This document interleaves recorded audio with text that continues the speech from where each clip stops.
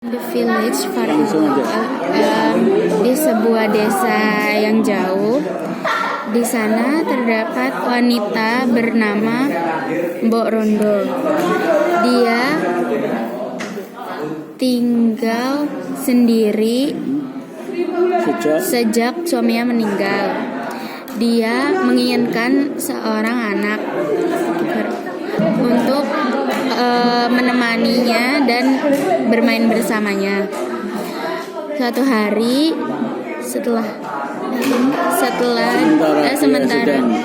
sementara dia sedang berdoa untuk seorang anak, ada raksasa besar warna hijau bernama Buto Ijo mendengar dia berdoa.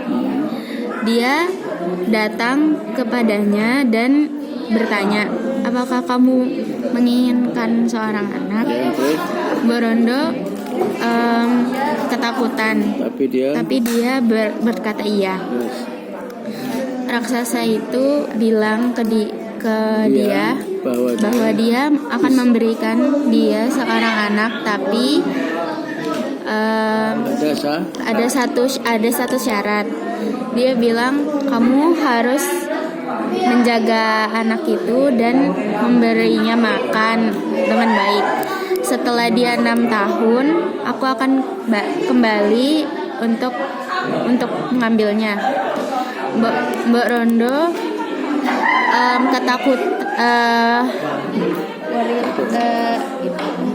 setuju. Setelah itu raksasa itu memberinya biji timun untuk ditanam. Borondo melakukannya dan menanam biji itu.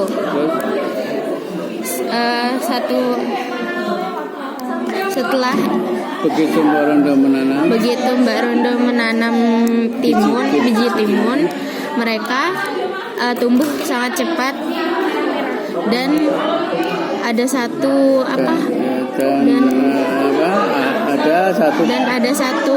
timun yang besar untuk dipetik. Tapi saat Mbok Rondo mau memetiknya, dia menemukan seorang bayi cewek di dalamnya. Dia sangat terkejut dengan bayi itu dan memberi nama Timun Mas karena dia lahir dari timun Mas. Setelah itu ini segera raksasa kembali dan untuk mengambil Timun Mas pergi karena dia telah 6 tahun. Sekarang telah 6 tahun. Mbok Rondo sangat sedih dan tidak mau raksasa memakan anaknya.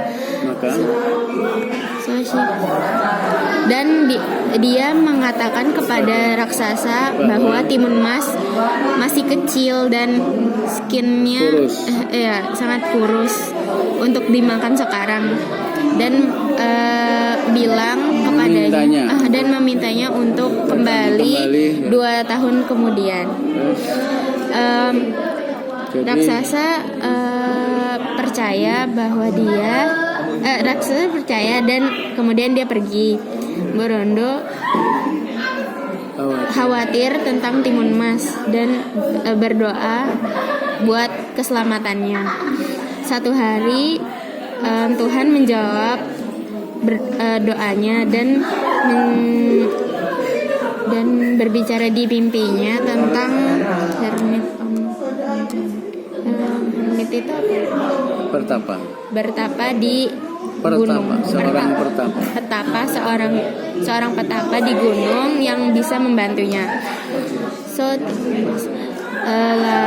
Jadi Timun Mas pergi untuk bertemu dengan petapa itu. Setelah bertemu kambing itu setelah bertemu di gunung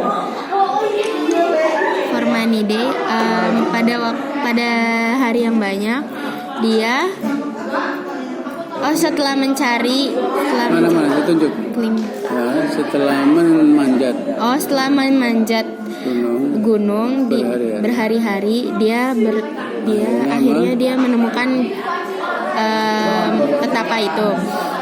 Dia sangat tua dengan rambut putih dan jubah putih. Dia berkata kepadanya bahwa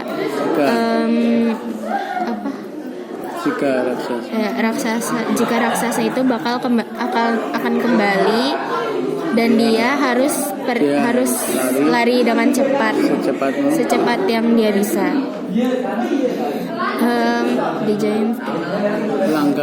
Langkah raksasa itu sangat besar dan kamu akan ketahuan dengan mudah. Timun Mas bilang dengan perasaan khawatir. Tidak perlu khawatir, kata petapa itu. Ambillah empat paket kecil itu dan lemparlah satu persatu saat kamu sedang lari. 2 tahun kemudian raksasa itu kembali dan ingin mengambil Timun Mas. Mbok Rondo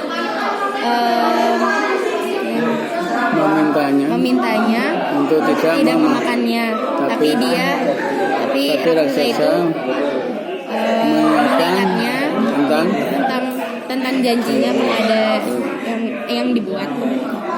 Timun Mas membuka dan paket pertamanya dan melempar biji timun kepada raksasa. Tiba-tiba biji timun itu membesar di sekitarnya dan dia bermasalah karena semua biji tersebut. Raksasa broke free itu terbelah. Broke free and got even marah gitu. Marah. Dan raksasa marah, namun Timun Mas membuka kantong keduanya dan melemparkannya dan dia itu bambu terus dan dia naik ya, berubah jadi pohon bambu yang tinggi. Setelah itu membuatnya harder for giant to touch. Lebih sulit raksasa untuk menangkap Timun Mas. Timun Mas membuka Assalamualaikum warahmatullahi wabarakatuh dan melempar garam yang besar. Tiba-tiba menjadi laut muncul dan raksasa berenang menyeberangi dan Timun Mas masih chase ini mengejar Timun Mas. Timun Mas menjadi sangat ketakutan, tapi dia mengingat satu paket terakhir dari petapa yang memberinya. Timun Mas membuka paket keempatnya dan dia diisi dengan terasi. Dia melemparnya ke raksasa tersebut dan dia berubah menjadi lumpur panas yang mendidih dan raksasa tidak bisa berhenti dan terjatuh ke dalam jurang lumpur dan dia tidak bisa keluar dari lumpur tersebut. Timun Mas lega dan kembali lagi ke rumah. Dan Borondo sangat bahagia melihat anaknya, dan dia memeluknya dan berterima kasih kepada Tuhan telah menolongnya. Dan dari sana mereka hidup bahagia.